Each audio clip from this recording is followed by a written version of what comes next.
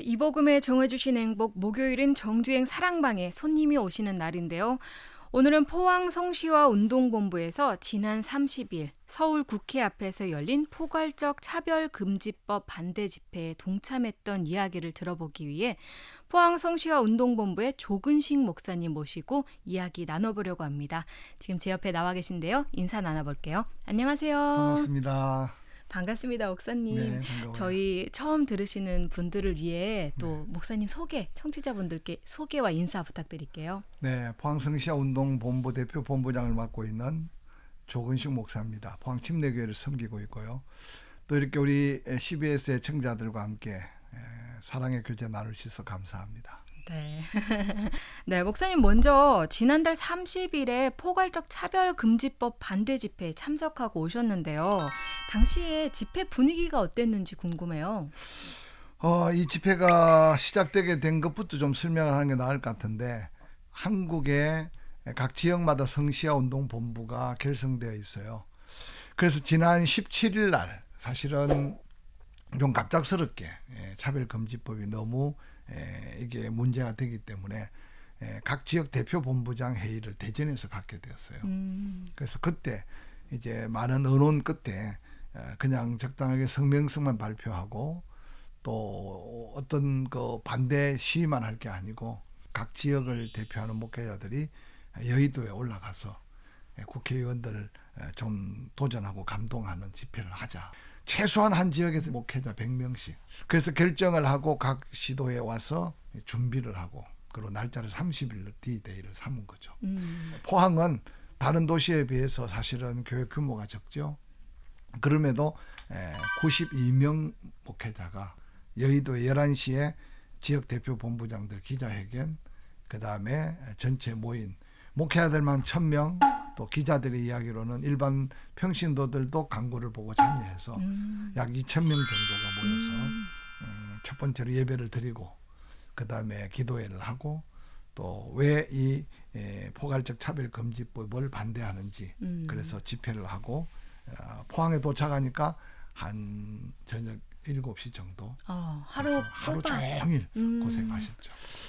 제가 믿기로는 그날 특별히 우리 지역을 섬기는 포항에 또 파송한 국회의를 보는 소장님도 와서 인사도 하고 특별히 남구 북구 국회의원 두 분이 포항에서 온 우리를 반겨주고 그리고 우리의 뜻을 전하고 그래서 두 국회의원께서 어떻든 본회의장에 올라오면 목숨 걸고 맡겠다.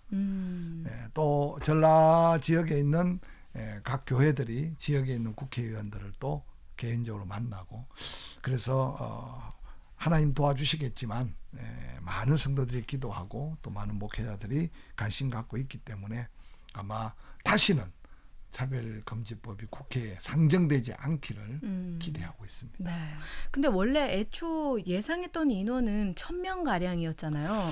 근데 2000명 정도 모였다고 하셨는데 거기에 대한 다른 문제들은 없었나요? 그래서 목회자들이 모였기 때문에 너무 질서정연했고 또 준비하신 분들 계획 속에 원래 11시부터 12시 반까지 1시간 반 계획이었는데 딱 끝나고 우리 포항 목회자들 단체 기념 촬영을 하는데 12시 45분 그러니까 시간도 너무 잘 맞았고 또 거기에 참여한 모든 강사진들도 계획대로 아주 잘 진행되어서 아주 깔끔하게 그래서 우리 대표 본부장들 몇 분들이 이제 실행위원들이 정의당 당사에 또 이 우리가 항의 서한을 전달하고 그러고 내려왔어요. 너무 귀중한 일들에 특별히 포항에 있는 많은 목사님들이 함께 참여해 주시고 특별히 참여한 목사님들 단체 사진을 성시와 신문에 찍어서 지금 교회마다 있을 겁니다. 성도님들이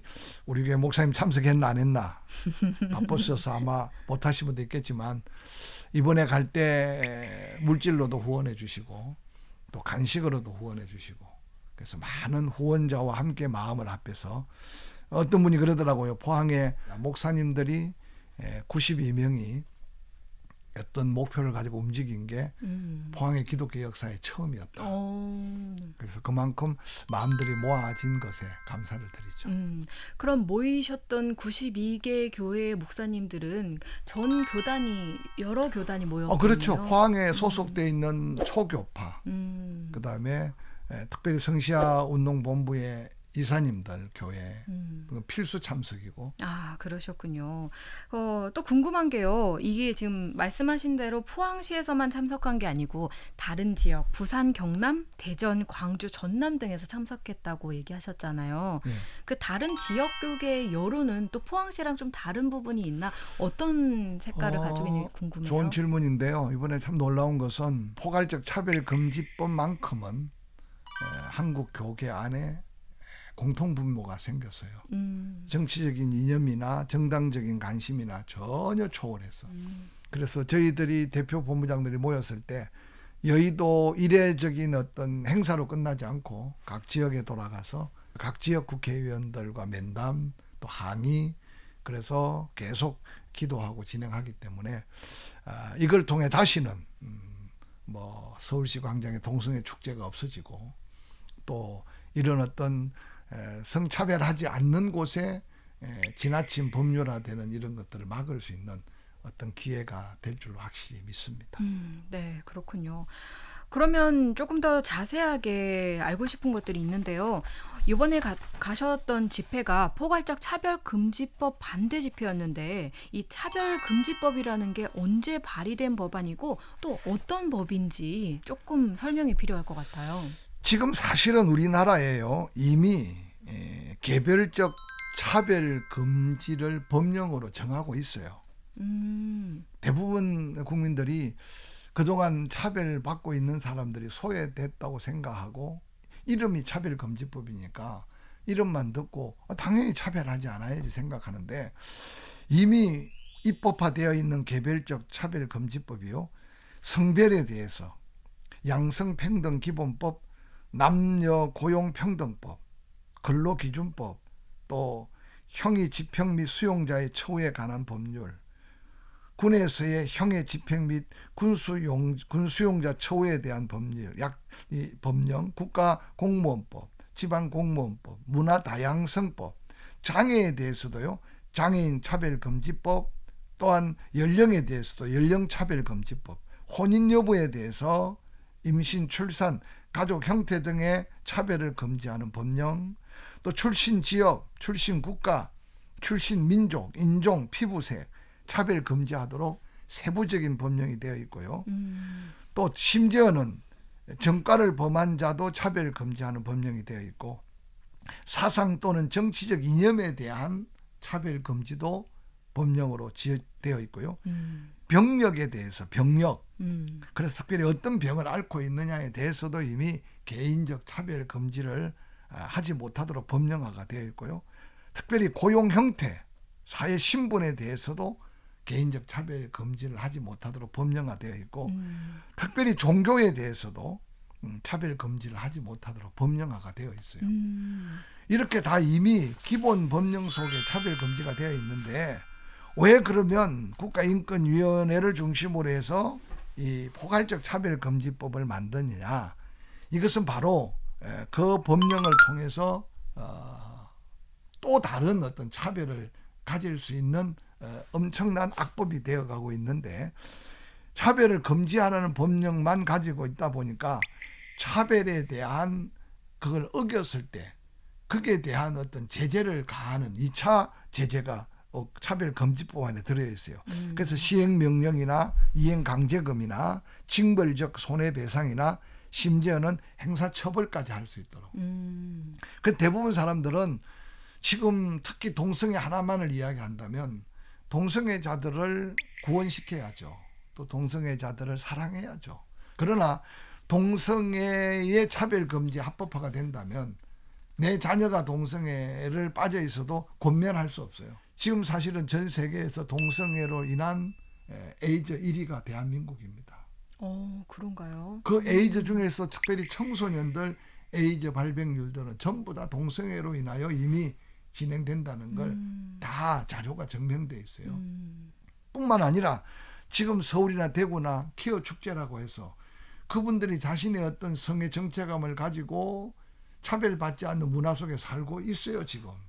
그런데 그걸 합법화함으로 인해서 그렇지 않은 문화까지도 다 함께 송두리째 깨트려지고 뭐가 옳은지 뭐가 그른지 가르칠 수 없고 권면할 수 없는, 그래서 결국은 기독교의 정신과 상반된 이것을 이제는 설교할 수도 없고 자녀에게 교육할 수 없는 이 심각한 이 악독소 조항을 가진 이 차별금지법을 우리가 금지하도록 계속 반대하고 있는 이유예요. 그렇군요. 말씀을 들어보니까 이전에 있던 개인적 차별금지법보다 더 나아간 것이 포괄적 차별금지법이라고 하셨는데, 그럼 이게 언제쯤 발의된 법안인가요? 지금 이 법안이 발의된 거는 최근에 이제 계속 몇 년 전부터 발의되었다가 또 폐기되고 발의되었다가 또 폐기되고, 그러면 왜 이게 그렇게 폐기되고 또 폐기됐는데도 다시 올릴까? 여기에 대한 의구심을 좀 가져야 돼요. 마치 교회가 포괄적 차별금지법을 반대해서 차별받는 사람들을 교회가 반대하는 것처럼 호도하고 있는데, 교회가 반대하는 이유는 바로 창조 질서를 깨트리는 거죠. 그중에 특별히 성에 대한 문제예요. 그래서 남녀 양성이 평등하다는 게 우리의 법에 명시되어 있는데, 양성이 아니라 20가지, 30가지, 심지어는 50가지까지 성의 정체성을 가질 수 있다고 이야기를 하는 겁니다. 이번에도 또 이제 정의당에서 이 법을 상정해 놨는데, 결국 국회의원 한 사람 한 사람이 제대로 이 법을 좀 살펴보고 또 제대로 이 법이 정말 국민들의 차별을 금지하는 건지 아니면 역차별을 조성하는 건지, 이런 여러 가지 상황 속에 그래도 먼저 모든 분야에 깨어있는 목회자들이 먼저 이 법을 다 분석해보고 또 크리스찬 변호사들, 법률가들이 이 법의 모순점들을 하나하나 체크해서 지금 계속 홍보하고 있고, 그래서 많은 국회의원들이 쉽게 생각했다가 그게 잘못된 것을 인지하고 이제 아마 가부 투표를 할 때 아마 자기의 정체성을 가지고 분명한 표시를 해서 이번에 국회에서 완전히 폐기되는 게 저희들이 기도하고 있는 목표입니다. 그렇군요. 그럼 목사님께서 이제 이번에 이제 저희가 반대 집회를 올라가시면서 특별히 이제 목회자분들이 올라가셨잖아요. 그래서 교회에 미치는 영향이 크기 때문에 특별히 목사님들이 앞장서서 이렇게 나서셨던 건데, 이 법이 정확하게 교회에 어떤 영향을 미치는 법인지 궁금해요. 이 차별금지법이 종교 탄압이라고 이야기하는 게 뭐냐?